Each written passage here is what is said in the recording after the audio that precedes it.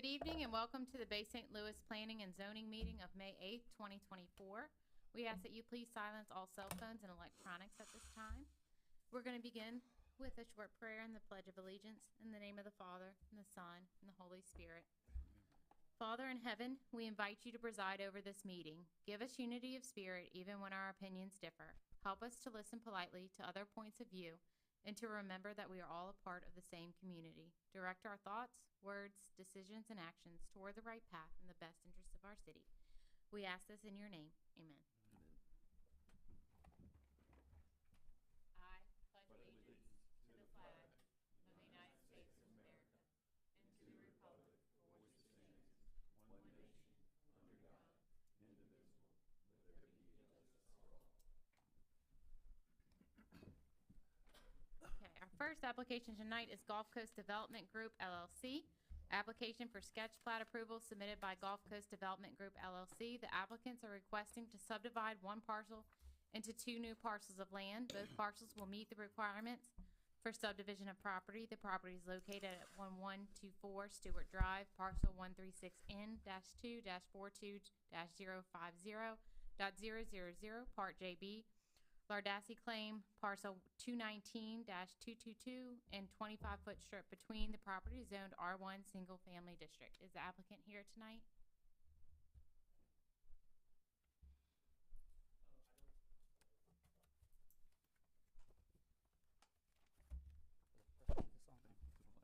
The applicants aren't here, they're actually out of state, but you see the letter, I updated everybody's letter, but it's, I don't know if I don't know what the road sign says, it's Blue Meadow Road and Stewart Avenue. On some, it might say Paradise, but it's actually Stewart. Yeah, It says Stewart. Paradise Lane. He's, there's one, though it looks convoluted on the tax map, it's actually one parcel, that they purchased and they wanna cut it in half. The water and sewer and infrastructure is already there, but it's not the city of Bay St. Louis, it's the Hancock County Water and Sewer, so, But this The one's the one that met all the minimum lot yeah, size. so court, since our subdivision, and this is something that's been talked about, our subdivision ordinance requires if anything that's over an acre is being subdivided, which this is an acre and a half, it has to go through sketch plat and stuff. Okay. So that's why this one and the next one is on there, actually. And I don't have anybody signed up to speak, so I don't know if they'll call. Anyone in the audience that would like to speak for or against this application?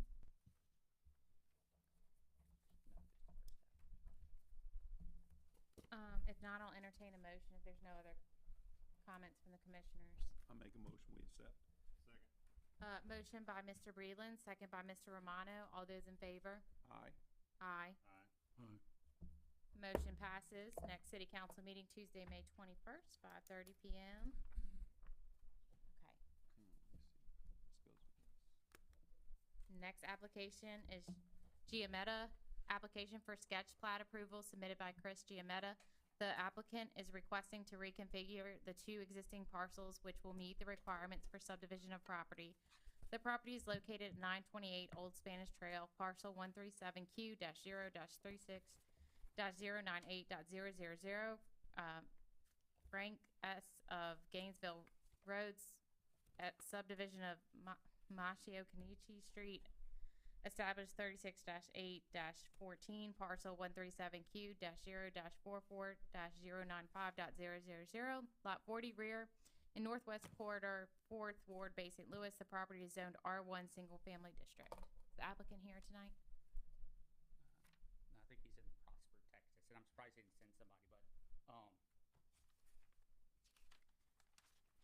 was trying to, you said it, in your packets, I think, I put the tax parcels, there's actually two tax parcels there, one of them's, doesn't front road, but it's the front, but it's the one of the things that's over an acre, it's over an acre, so it had to come before here, or it was just over an acre, so it had to come before here for, But it means it met all the minimum requirements. Yeah. yeah. Okay.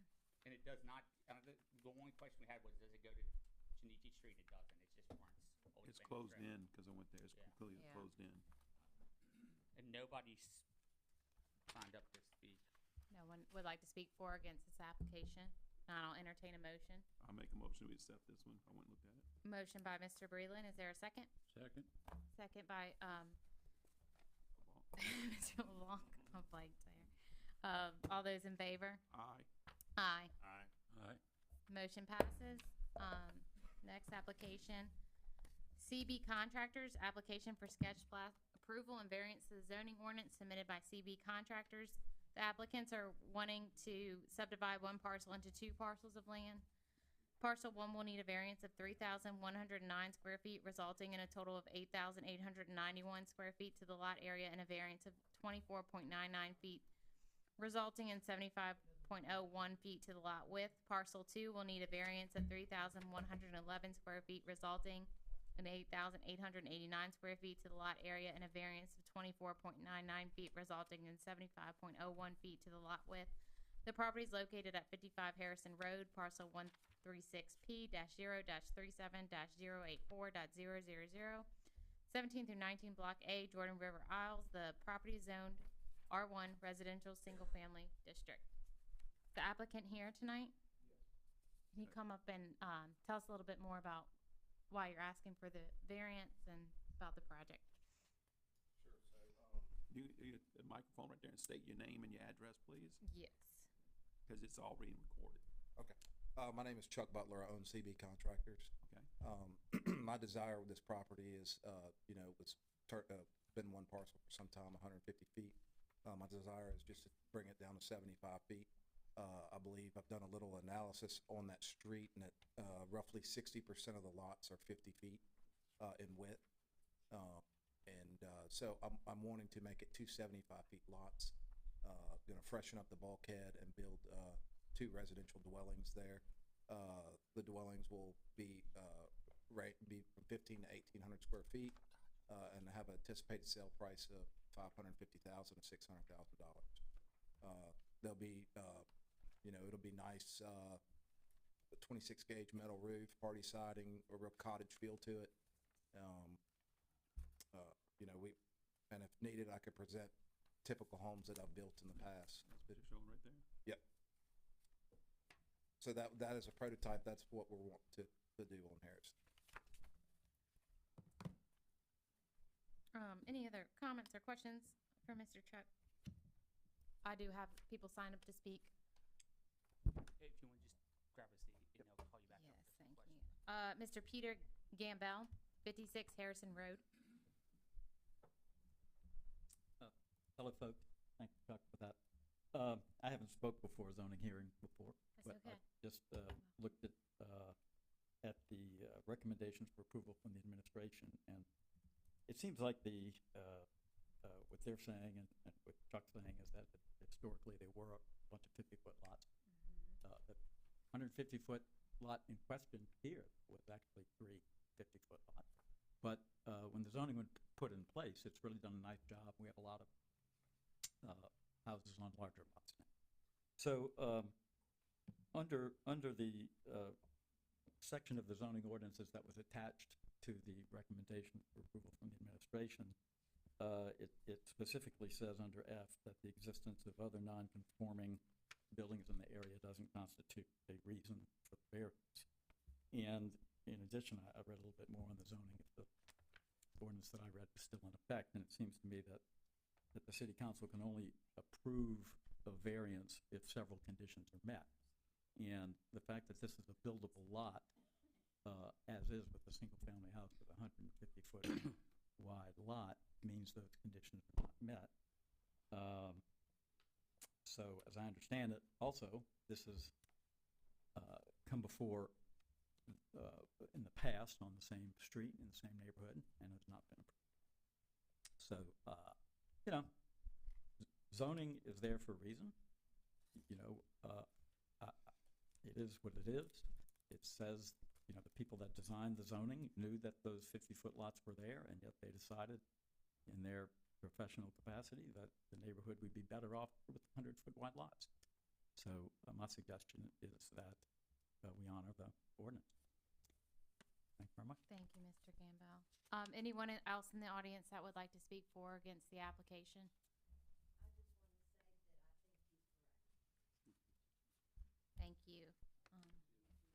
Well, can we get up need- to the podium and state your name and address for us? And whether or not you're for or against this application? My name is Kim Mart. I live at 72 Good Street, and I am against it. Thank you.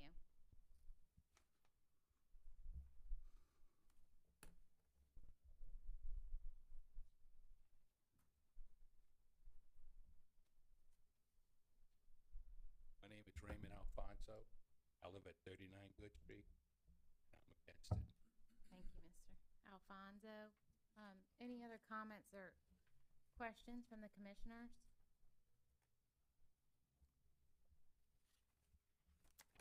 I'll entertain a motion. I'd also yeah. like to Oh, yes. state my name is Kyle Lapine. I live at 38 Good Street, and I'm also against it. Thank you. I'll entertain a motion.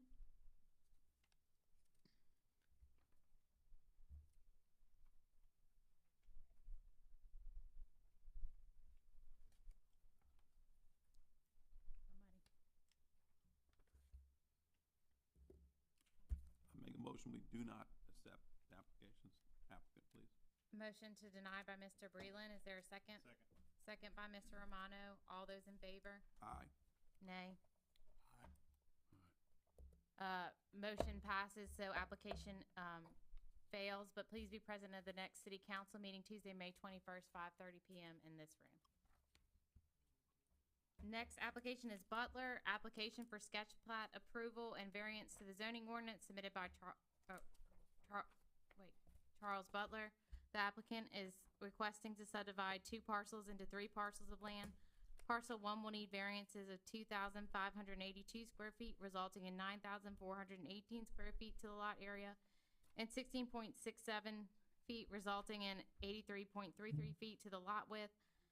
Parcel 2 will need variances of 2,580 square feet, resulting in 9,420 square feet to the lot area, and 16.63 feet, resulting in 83.37 feet to the lot width. Parcel 3 will need variances of 2,607 square feet, resulting in 9,393 square feet to the lot area, and 16.63 feet, resulting in 83.37 feet to the lot width.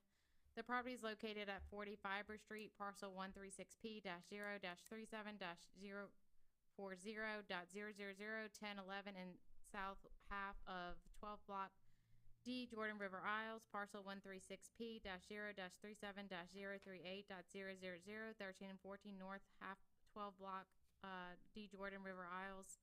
SD, the property is zoned R1 Single Family District. Yes, sir. You can get up stuff. I thought I was reading the same applicant when I saw the name. Nope, this one. Okay, Okay. so scope of work's gonna remain the same. You're gonna have a 1,500 to 1,800 square foot residential dwelling, metal roof, hardy siding. That, at this time, that, property has 250 feet of frontage on the bayou. There's no improvement to the shoreline. We're gonna put a brand new bulkhead in there. In addition to, as we propose, 3 residential dwellings. Those lots are proposed at 83 feet wide, which would make them some of the largest lots on that street. And I would further say that on that specific street, there have been lots that have been approved since these zoning ordinance has been in place. So, again, it was 225-foot lots, looking to make them 3 83-foot lots. Do we have anybody signed up to speak? Anyone in the audience that'd like to speak for or against this application? Yes, ma'am.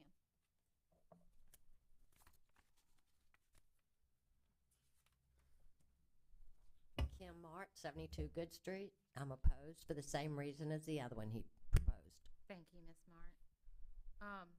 Any other comments or questions from the, oh, sir, go ahead, sir. Yes, my name's Kyle Lapine on 38 Good Street, and also the same reason. Thank you. On this one here, like anybody else, go ahead.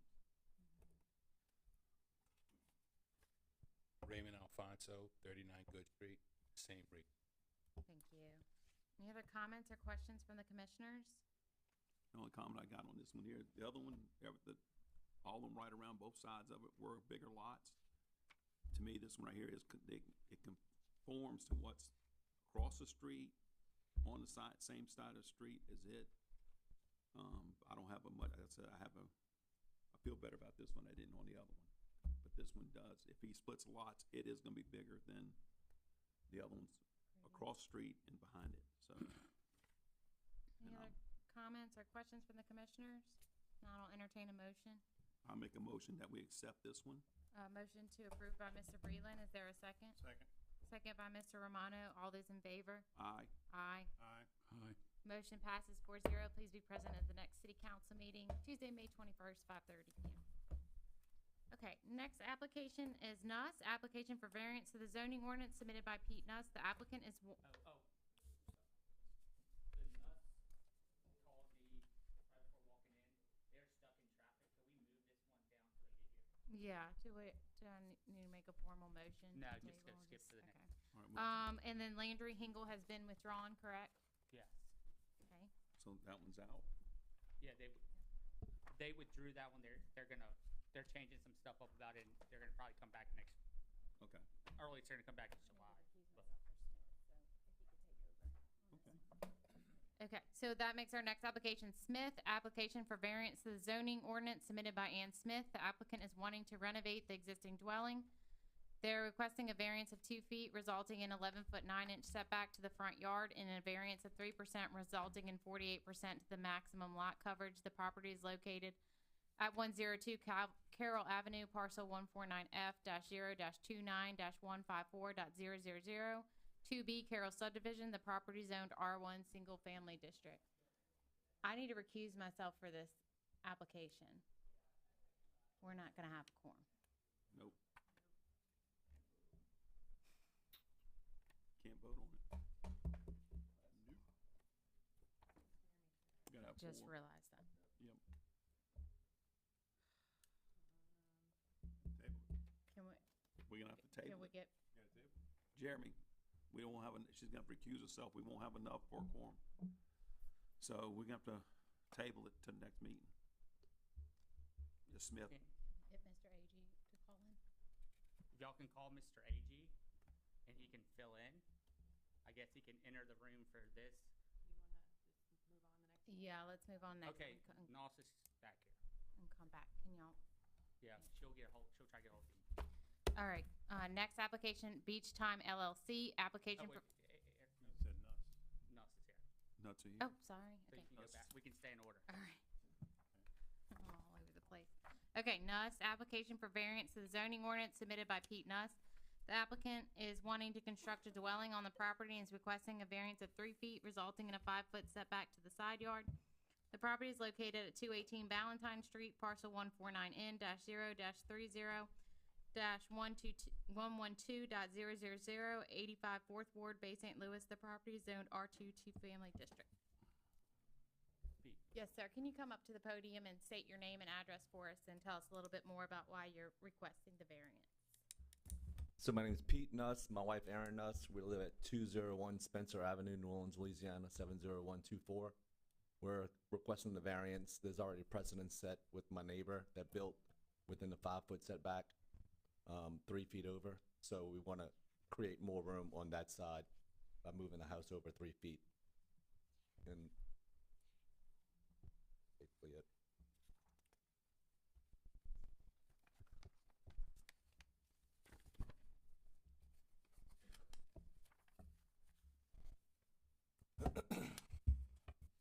I guess and I drove by, I'm just a little bit confused about the need for the variance, because don't we have over 18 feet on the other side where the No, it'd be 10 feet if we didn't get the variance. So it's going to like 13 feet, 15 feet, with somewhere around there. Okay. So the side that's on that side, Yes. yeah, Mhm. they went 5 feet all the length of the house. I'm just asking to go 3 feet for the 11-foot on that right side. Okay, gotcha. I have a letter to read. It says, "We have reviewed the plans and the variance to the zoning ordinance for property located at 218 Ballantyne Street submitted by Pete Nuss. We like and support the variance, especially due to the fact their driveway will not be on our property line. We have met the Nusses, and they are good people, and we are excited to have them as neighbors. Thank you for your consideration, and feel free to contact me, Jeanette Kirkpatrick, 216 Valentine Street. Anyone else signed up to speak? Nobody signed up. Anyone else in the audience that would like to speak for or against this application? Any other questions or comments from the commissioners? No, that's straighten it up. I'll entertain a motion.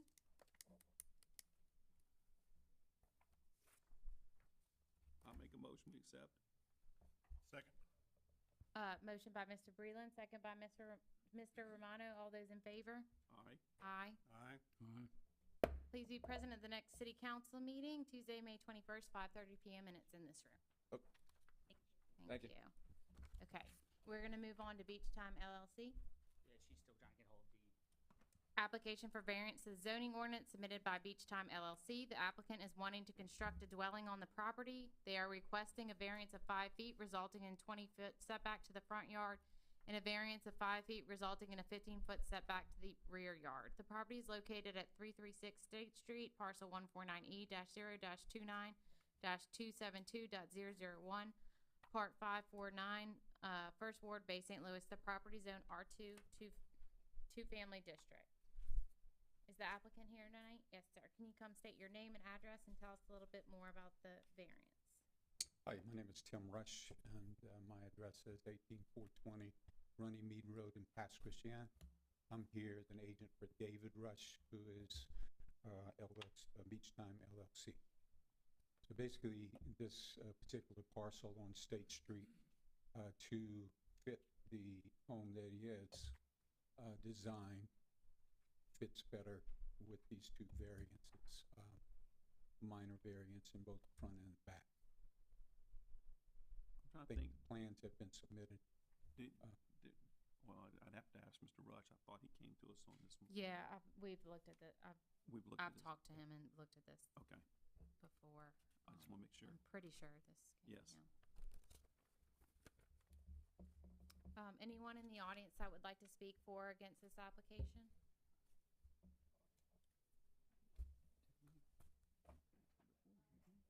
I think it's just lapsed. It's been over a year or so. Okay. Jeremy, on this Beach Time LLC, did we see this? We passed it One. before, didn't we? Or did the times lapse? We did pass this before. No. So, Beach Time LLC, y'all, and I have to go look before. So Beach Time LLC, this is before I got here, and then we had to go redo it. Yep. Beach Time LLC is LLC that originally it would, I think they applied, they had the lot on Main Street that goes All the down. way through. They subdivided, I want to say that one lot, because I don't think there's only one lot, into 3 lots. So y'all been here for a while. Y'all would have seen that name at least twice. But I also think that Beach Time LLC, I should have done it, asked for a variance for either the Main Street house or the other. Beach Main LLC did do the one for the Main Street house. Yeah. That's what I'm saying. I So, don't think. if you go look at the plot, the Main Street house is there. I think there's one on, if you see the survey on Yep. on parcel 3, I think there's actually a house there that they don't own. Okay. They own lot parcel 2 that's on the subdivision. So, but they're trying to, obviously it's a strange shaped plat, but don't want to say it's already in the letter, but no, we have never got building documents for it or whatever else. We still don't have, like the Nosses, we have construction documents, haven't been through, but we don't necessarily even have plans for this yet, because he wants these setbacks so then he can draw something. Okay. I'll entertain a motion if there's no other comments or questions.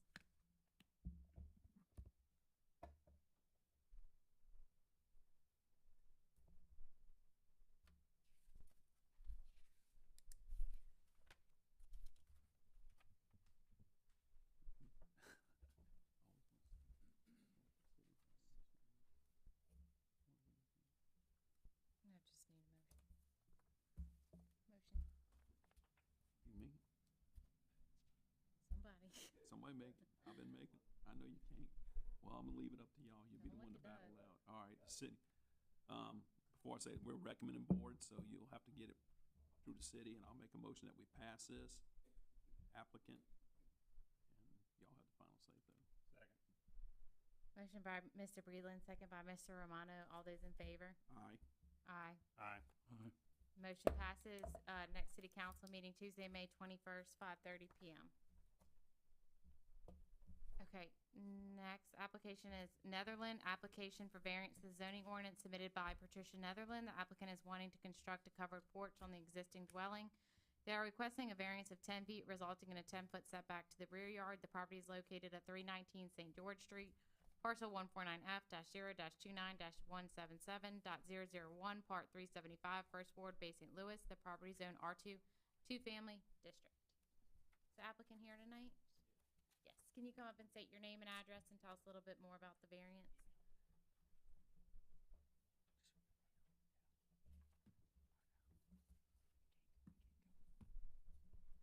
Good evening. Thank you, guys. Doug Netherland, 319 St. George. We just recently bought this property in December. Off the back of the house, it presently has an 8-foot patio with steps to the back. So all we're asking to do is remove those steps and build another 2-foot chain wall to match the existing concrete slab, and then enclose it with the screen and roof. I think you may have some pictures of. Yeah, but I didn't walk down the side of your house. I didn't go to your backyard to look, so that's why I was hoping you explained a little better there, so. I do have, let's see, I think 4 letters that read, in response to the application for variance to the zoning ordinance submitted by Patricia Netherland to construct a covered porch on the existing dwelling, there is no objection to this application request. Shane Terrio, 321 St. George Street. Roland Vaughn, 320 St. George Street. Patrick Weathers, 311 St. George Street. And Robert Gowland, 327 St. George Street. All in favor? Yes, all in favor. Is there anyone else in the audience that would like to speak for or against the application? Nope, I just signed up. I'll entertain a motion. Make a motion that we pass.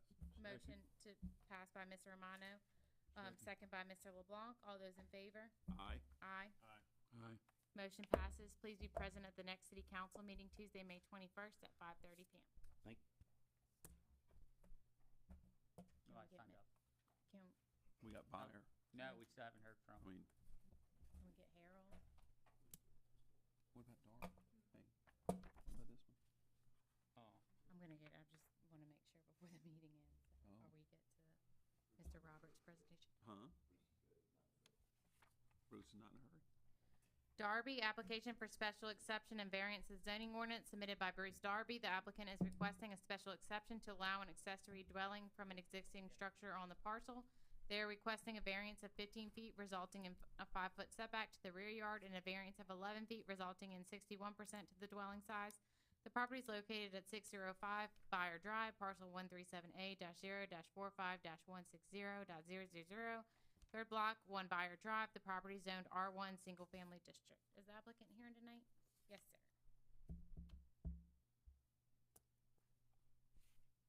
Bruce Darby, 605 Fire Drive.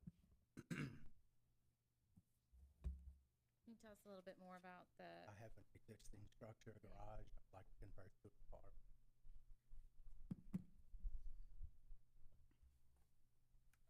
is there anyone signed up to speak? no. Any comments or questions from the commissioners while Mr. Darby's here?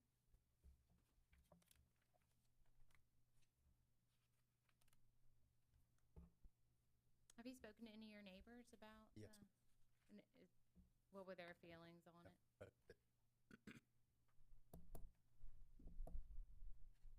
And you're gonna do an apartment.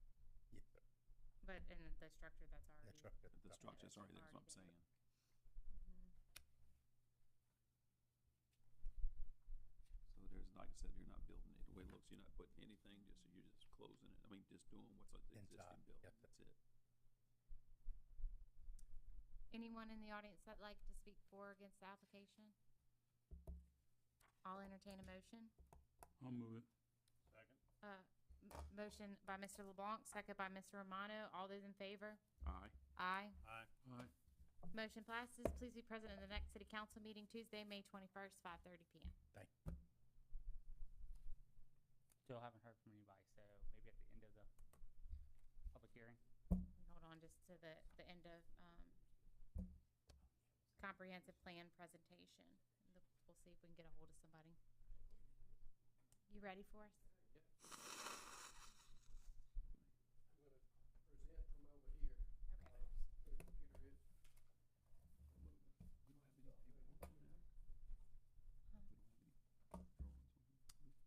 Commissioners, good evening. Bob Barber, Orion Planning Design. I've been before you before. It's been some time. We introduced the comprehensive planning process about a year or so ago. We are coming to the conclusion of the process. You have seen a draft product. Some of you have been given input into it, into the process, and been involved. And it now comes before the Planning Commission for your review and ultimately recommendation to council for adoption. So let me just give a few preliminary words standing here, and then I'll move over there to the presentation of what it is we're looking at. I'll try to be brief. I don't want to go too long, but I don't want to go too short either. So if I try to hit the sweet spot. You've had the document for review. I'll just hit some of the highlights. Let me first start with the role of a comprehensive plan in a community. Interesting watching your, yes, Bob, go ahead. just for 1 second. Did y'all make a motion to open the public hearing? Could y'all make a motion to open the public hearing, since Nope. it's the public hearing part? I will make a motion to open the public hearing on the 2045 comprehensive plan. I'll second. Second by Mr. Breland. Uh, All those in favor? Aye. Aye. Aye. So appreciate being in attendance at the hearing and hearing some of the cases. Your comprehensive plan now is going to update your post-Katrina plan, which was done in about 2010, so 2009, something like that.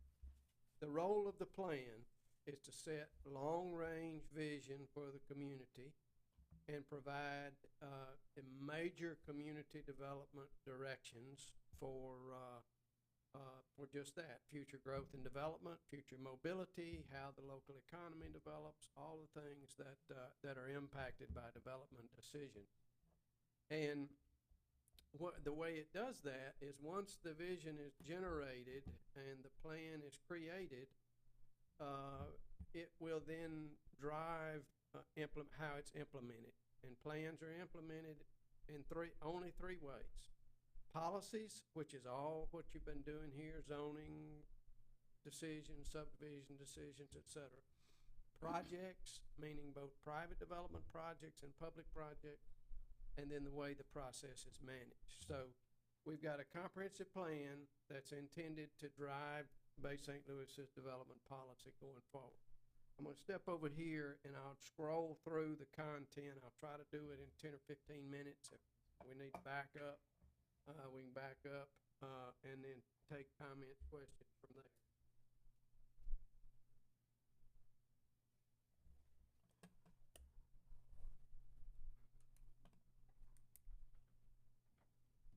All right. Yes, you can see my cursor. Hopefully everyone can hear me. So I will be zooming in on some of these pages so that you'll be able to see the content, but the basic outline of the plan is captured in the table of contents itself. So we go through a process. Our methodology calls for essentially a four-step process, with the first step being discovery, where the community is studied for its facts. What is the population? What is the growth rate? What's happening in the local economy? What are the environmental concerns? What's the local coastal environment like? All of those things are components of the discovery process, also including a mobility assessment, community facilities where we look at parks and various municipal facilities and all of those kinds of things to establish a baseline for moving forward. The second part of the process involves community engagement. We have had a significant community engagement in Bay St. Louis, probably had about almost, I think, 4,000 or so touch points, either website hits or people coming to meetings or other contact through focus groups and so et cetera. So that what you see here is driven by community engagement, and you'll see that in just a moment. The third step is then designing or crafting what the actual components of the plan are, and they deal with future development character and use. Some would consider it future land use, future mobility systems, and then special design of focus areas and strategic areas. And then finally it rounds out with a section on implementation. So I'll take a few minutes on each of those. Again, I'll be zooming in and out. We start with an introduction to the plan. It's simply what is a comprehensive plan. It's required by law in our state if there's going to be a zoning control exercised over development. So it's required by law, and it's required to have certain elements, all of which are contained here, and it serves as the basis for developing your zoning codes and the basis for making your development decisions. All that's in the introduction. That's our little diagram for how we do the planning process in those various steps. And so we introduce it. Now, we're not starting from scratch. You had a 2009 plan. There are other plans that are in place on the coast. Environmental management plans. There's the chamber has various plans. We consult all of those and try to build upon them and incorporate what's valid from the prior planning, and we take lessons from that. I'm not going to go into the detail of the discovery. This is step one. I just want you to orient you to it. It begins with a historic overview of Bay St. Louis, very distinguished history. And we want to place what we're doing in the context of the development of the community over its life from prehistory all the way up to the current day. So we follow that with an environmental overview and assessment where we look at floodplains and the geography and the coastal aspects of Bay St. Louis, its wetlands and so forth. Also taking a look at things like sea level rise, what the potential impact of sea level rise is. This is the environmental map on the right here. I don't have really a pointer I can point to, and I can't see my cursor, but if you can note right in the center of this map here, if you see my cursor there, that's really the only unconstrained developable land in Bay St. Louis, and it has lots of wetlands associated with it. So Bay St. Louis being it's truly a place apart. It's constrained by wetlands and environmental, coastal environment. And this being the high ground, that'll make a difference in how we envision the future going forward. I'll get there in just a minute. Look at hurricane track. This looks at sea level rise and potential impacts at various levels over time, from modest to worst case scenario. All that's assessed. Then we compare that to the land development patterns in Bay St. Louis. So the map on the right there, you will see, you'll recognize the Highway 90 corridor, and the red indicates commercial development, the yellow indicates residential development, the grayed out areas indicates sort of open land or vacant land or rural land. The big brown there is the casino, the resort area. So we map all of that for the purpose of understanding development patterns in Bay St. Louis, but also to understand what its capacity is going forward, and we call that a build-out analysis. We can study and understand the vacant land, the way it's constrained, and create future land use capacities. And we can calculate it different ways, but without getting into the weeds too much. And you can't see, you're not going to see those numbers on the screen, but you'll see land to accommodate a future population of roughly an additional somewhere between 4,000 and 8,000 people, depending on how you calculate it and how the land's constrained. How does that compare with actual forecasts of population going forward? The community is growing, has grown, has changed over time, and we did forecast population, and you'll see it here. So we have several different levels of forecasting going on here. 2020 population at 9,200, and you'll see a high and low growth rates there going forward, and we would probably skew it towards the upper end of the growth range there going forward. So all that's accounted for. Looked at the local economy, understanding a couple of things, just a couple of highlights here. Number one, retail leakage, which represents dollars leaking out of the community going other places, and also represents opportunity for new business in the community. High level of leakage in the grocery arena, and then you'll see these categories just coming on down there. All of that represents potential future commercial development or retail demand. One other aspect of the local economy that I'll touch on briefly is that of short-term rentals, and we have a section of analysis of key statistics. You'll see the trend line here from 2018, booked properties to 2022 quadruples. It's a tremendous impact on the community for short-term rentals, and you'll see the purple dots on the map on the right there are locations of those. So we analyze all that, look at the existing mobility system. I won't for the sake of time, I won't dwell on that. I'll come to it when we get to the planning portion. And then we look at the community facilities, which includes parks, the distribution of parks, but also municipal facilities of all their various types, and then compare capacity of those with demand for those. So that analysis is in there for community facilities. Now the next section will be community engagement, and this picture here is emblematic of the interest we had in the project. Now we didn't have another meeting after this that had this many attendees, but this first one, they all were well attended, and we had great input into these meetings. This is the kickoff meeting about a year ago over in the Depot District. So I also failed to mention, as a part of the engagement, there was an advisory group. It consisted of about 18 people who we continually, we met with them either virtually or in person about 6 occasions to display the information, to vet the information, to kind of guide us as we went along.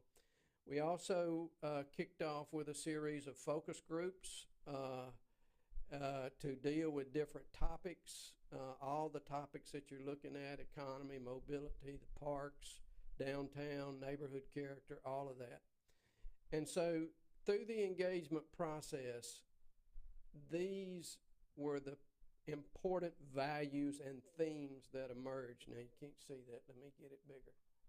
These are important because these underlie what we're going to do in the plan, which I'm going to show you in about 2 minutes. Preserving downtown, the Depot District, waterfront, historic neighborhoods, a very important theme emerging from community input. There was interest in expanding mixed-use types of development rather than sort of suburban sprawl kinds of development patterns. Improving the Highway 90 corridor, high on the list in the engagement process. The number 4 there, balancing the change in the community with the hometown desire to preserve the hometown atmosphere that the community is. So balancing change from hometown to the demands that tourists place on the community. Enhancing development standards, I'll touch on that when I conclude in just a minute. Extending connectivity and mobility, you'll see that show up in the plan. Ecological integrity, environmental integrity, very, very important. And then increasing parks and recreation resources. Those were the themes. Now, they came out of surveys. By the way, there was a community survey that had multiple hundreds of respondents along with all the others. And I dwell on that because I want to emphasize the point that the information, yes, we package it, we guide it, and we provide input as hired people to help, but the vision emerges from the community itself, and we work hard to dig that up. So from there, we go into actually crafting the plan. I'm going to explain it in three main highlights, and let me just give you the theory of how it works. So a community is built along these kinds of development types here. They're natural areas. You move into rural and suburban and more dense areas, and then you get into urban center, which is downtown, or the core is downtown. And then the special districts, which are such as the resort area or the hospital area, the schools, and so forth. So those are the big broad categories. And within each of those categories, we can pick out strategic areas. In fact, you all picked out, when I say you all, Bay St. Louis picked out the strategic areas. And we can do more detailed design to illustrate best practices going forward in the planning process. So there's two levels there. There's high level, and they're built on place types to illustrate the character of an area, not just how the land is used. And this on the right-hand side here is the palette of place types that we developed for Bay St. Louis. We had natural areas, parks, we had the bayfront and the riverfront, suburban neighborhoods, the old town, mixed residential, the commercial areas, which were downtown and the corridor, neighborhood centers, and then the resort areas and civic and institutional areas. I'm not going to go through each of those for time's sake because I've already over what I told you I was going to talk. But I'm going to show you how that works with a couple of them. This, for instance, is the place type for riverfront here in this kind of light blue area. And then you'll see a circle there that says riverfront focus. We've got a special design for that area.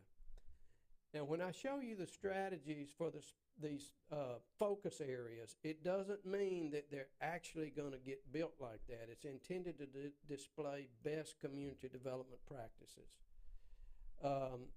We've got a natural area preservation over here. We've got how to do infill in the historic area, and then we've got the old town and the depot focus area. And the way the place types work is this. So this would be our natural areas and rural lands. There's a description of what that is, and these are the characteristics supplemented by precedent imagery and where they're located on the map itself. You see that on the right. So I'm going to go to one that I'm going to immediately go to a focus area. In the natural areas, we did have one focus area. We entitled it the Bayou Greenway concept. And so this beautiful natural area just north of Highway 90, just right to the west of where Beach Boulevard intersects. There's a high priority on connectivity in the plan. Bike lanes, sidewalks, greenways. Where are they feasible? How can they be expanded? You'll see them show up in a couple of places. And this is one concept that shows up here. And it plays into preserving the natural areas and also providing added recreational space in terms of walking, and then provides the connectivity and the mobility. And you'll see that that's all explained there. We have it for the parks and recreational areas. We didn't focus a specific place on the map for a future park, but the demand will indicate the need for acquisition of both future parkland and for certain recreational facilities going forward. So we go through that pattern through each of the place types, the bayfront, and let's look at the riverfront. So the riverfront's a little different from the bayfront because it's against the river, the Jordan River. And there is a focus area there, and we pull that out and illustrate a design that clusters development. So this is 180 acres. You'll probably recognize that area on the map. We create a conceptual design. How can this be, if there's demand for a neighborhood there, how can it be created in a way that preserves open space, meets the mobility needs, and satisfies the objectives of the plan? And so this cluster plan does just that. That's 180 acres, but only 40 acres of it are developed. And then the housing products are mixed within there. It's all clustered, and then the remaining surrounding area is preserved as environmental area. So that was that focus area. The suburban neighborhoods, those are sort of conventional neighborhoods that you see. That's place typed. The Old Town neighborhoods, the historic core of Bay St. Louis, is treated there, and also how to achieve very high quality infill developments in the preserved areas. What are the design characteristics? At strategic corners, pulling buildings up closer to the street, ensuring that they're walkable, making sure the setbacks and the build-to lines are scaled properly. And so we have that example related to the Old Town neighborhoods. Just a couple more. This one will probably pique some interest in the highway corridors.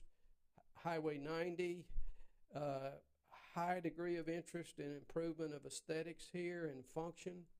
So we had a focus area, which is you'll recognize as Frugals. How could that be redeveloped into a very attractive, preserved, or extend the life of that shopping area and enhance it for the community? So that design, that retrofit, it's a retrofit of a commercial corridor, and it provides the vision, and you'll see the before and after there of that site. So that's the highway retrofit example for the suburban, for the highway corridors. I'll scroll on down. The Old Town core we looked at. Now this is not a downtown plan, but it does envision or look at some of the capacities downtown, the pressures to build downtown, and in particular the parking situation. There are a couple of options there, or envision ways of dealing with parking going forward.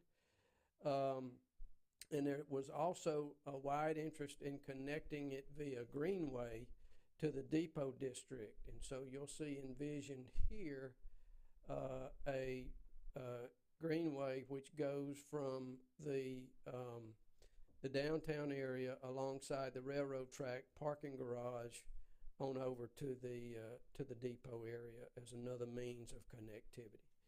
We've got the resort area on the map. Obviously, we've got civic and institutional, and then we concluded this section with the mobility part of it, making these intersections safer.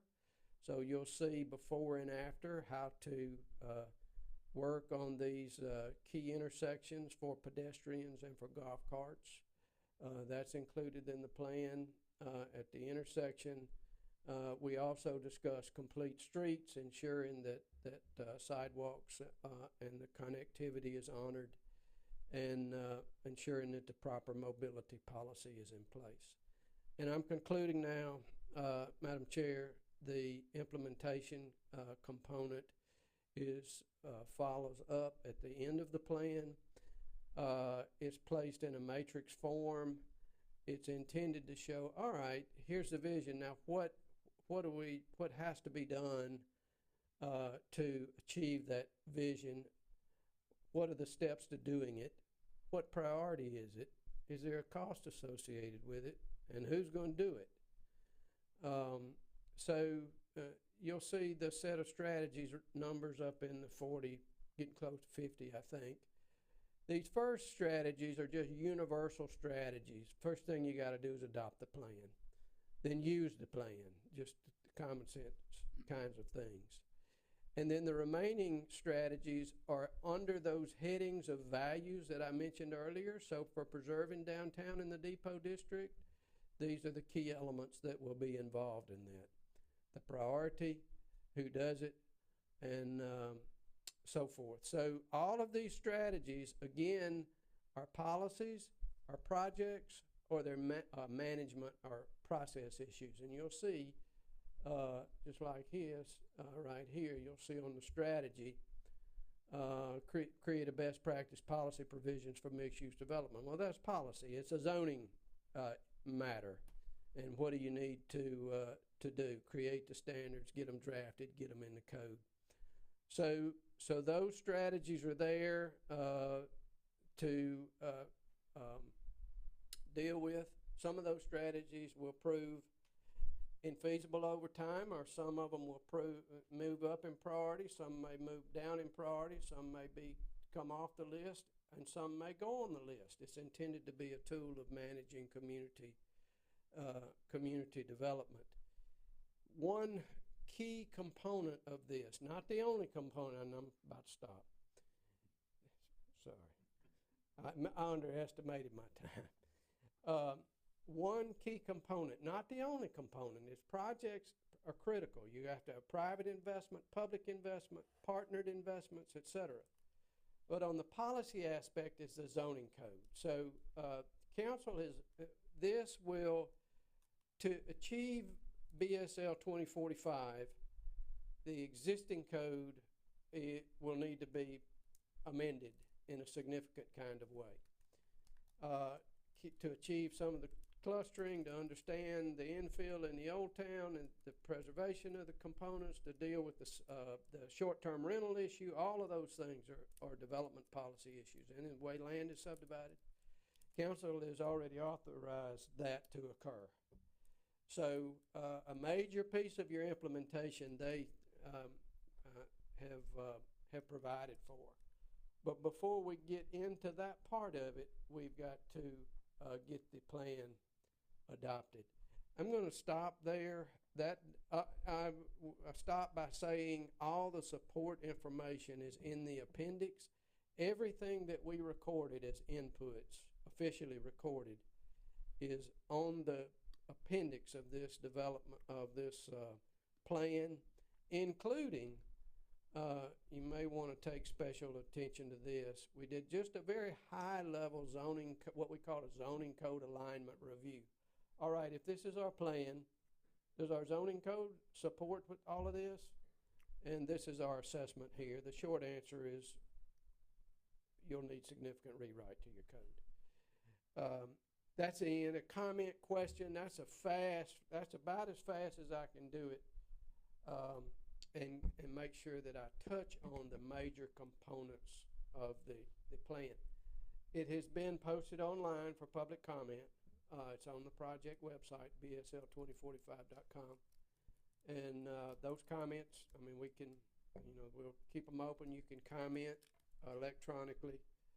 But it is ready for your action, Madam Chair, for your consideration and how you want to move it forward.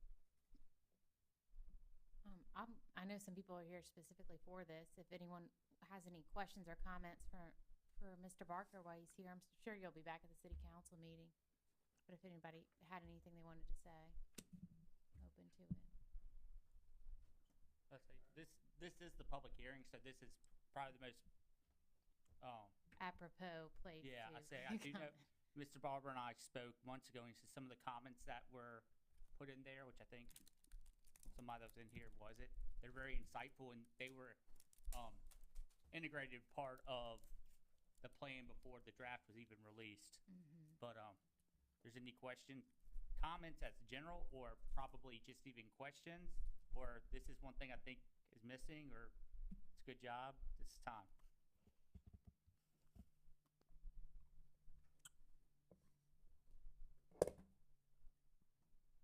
Anita Warner, 417 3rd Street, also head of the Live Oak Registry. I was one of the people that was on it's the advisory board for the environmental stuff. I know that we have all spent a great deal of time. I commented directly to Orion when the draft came out about things that I thought we really needed. We have to do something with our code, our zoning code, to deal with all these VRBOs. We need to do something with our code so that people quit cutting down trees, and not just good, really great oak trees, but people just come in and clear cut on the weekend and go on their merry little way. I mean, we need to make everything more current. This is a really good plan. It gives us an outline to proceed in the future to try and fix some of the things that need fixing. But we also need to really pay some attention to the VRBOs, because I live in a, quote, residential neighborhood. I have part-timer, VRBO, part-timer, and we don't regulate them, we don't tax them, we don't license them, we don't inspect them. We need to do something to make our neighborhoods again. Thanks. Thank you, Ms. Warner. Anyone else want to speak? Yes, ma'am. That's okay. No, I didn't come prepared, and I did ask Jeremy to send it to me by email, but frankly, I've only got to look at it. It was so tiny on my screen. But I agree with Anita wholeheartedly, and this was the first time when you just recently mentioned something about the short-term rentals. When I first heard that y'all were being last week, I believe the city council approved you to, right, by a motion to go forward with doing a zoning change. My first thought was, please let there be something in there significant for the short-term rentals. We are losing the face of our community. We're losing homes that should be available to firemen, teachers, single moms and dads. They're leaving. And so I'm hoping this means that it will be included in the new zoning that you are presenting, because I think it's crucial for the future of our community. Thank you. Thank you.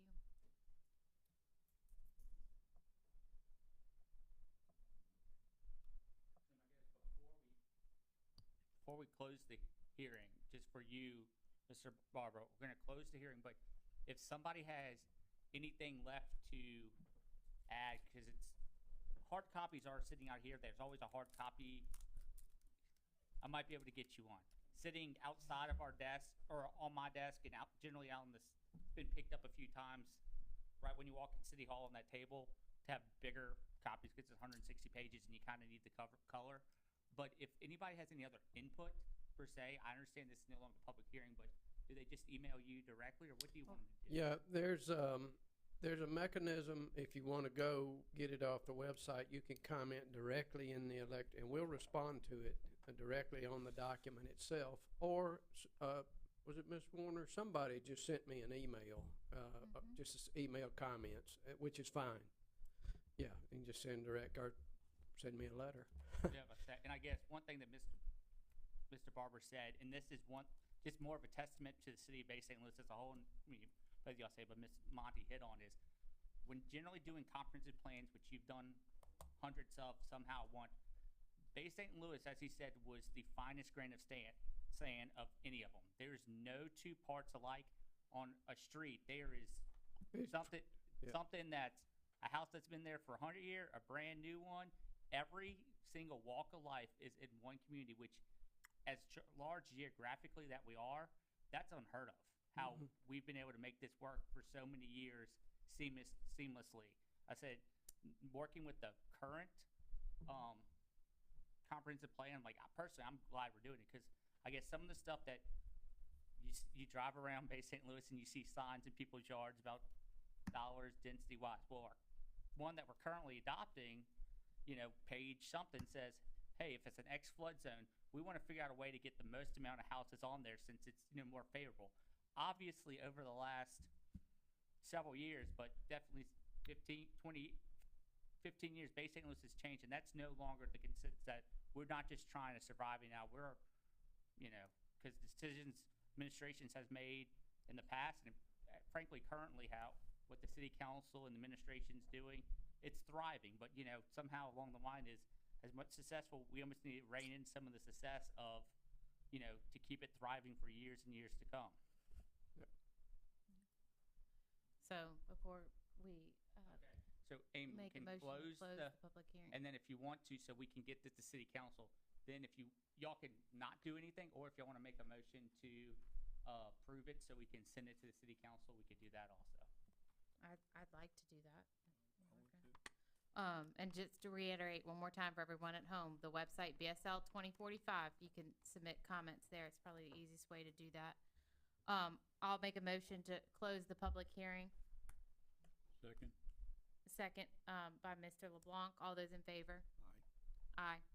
Aye. And then I'll make a motion to, approve the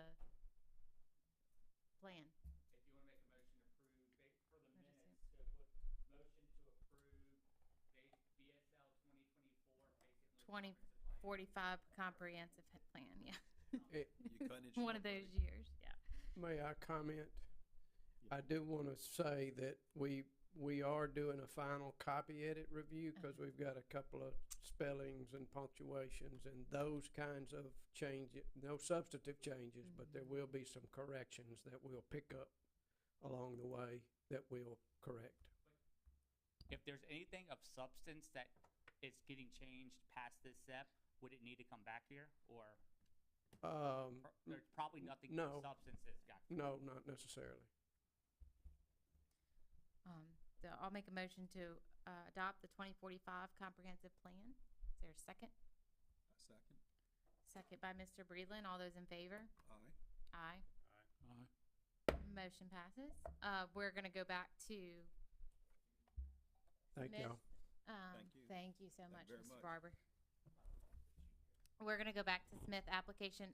Mr. AG is gonna phone in for us. All right, hey, we're about to start the thing, so I'm putting you down. If you want to put on mute, and when it's time to vote or questions, I'm gonna leave you unmuted, but you're gonna be by our microphone, all right? So, Clark, if you want to recuse yourself, and I'll read it, and I'm gonna recuse myself. She's gonna read it Smith, again. application for variance to the zoning ordinance submitted by Ann Smith. The applicant is wanting to renovate the existing dwelling. They are requesting a variance of 2 feet resulting in 11-foot 9-inch setback to the front yard and a variance of 3% resulting in a 48% to the maximum lot coverage. The property is located at 102 Carroll Avenue, parcel 149F-0-29-154.000, 2B Carroll subdivision. The property is zoned R1 single family district. I'm be recusing myself, and Mr. Breland's gonna take over for us. Okay. You want to state your name? Yes, my name Address, is please, Ms. Smith? Ann Smith, 102 Carroll Avenue. And what we're asking or requesting is just an additional 2 feet from the existing, well, we're gonna be, adding the porch. And basically, it's just requesting the 2 feet for it will make the house aesthetically look it's gonna go a lot better with adding the 2 feet aesthetically. It's gonna look in compliance with the way the neighborhood is presently there. All right. Was there anybody signed up to speak again so far this? None? Okay. Does anybody have anything to say, anybody? Any of the members? Chet, any of y'all? Anything? All right. I'd like to get a motion, and I'm gonna make a motion to accept. Second. All right. First and second, right here, Ms. All And right. Mr. AG, or Oh, yeah. Can you hear?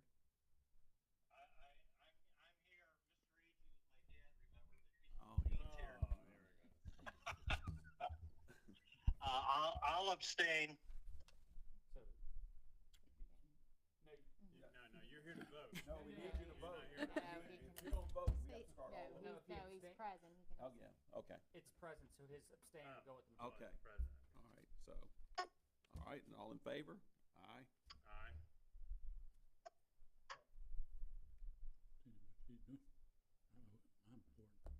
good. So we got 3 and 1 abstention, so it passed. Okay, good. All right, thanks, Dean. Thank you. All right, thanks, guys. Thank you. Thank you, Mr. thank you. Agee. Best with you. Um, thank you. Next Tuesday? May 21st. Yes, May 21st. 5:30 PM. Thanks for your patience. Okay. I'm recusing myself for the next, agenda item, motion to approve the minutes. Is there a motion? Make a motion. A motion by Mr. Breland, second by Mr. Romano. All those in favor? Aye. Aye. Last agenda item is a motion to adjourn. Make a motion to adjourn.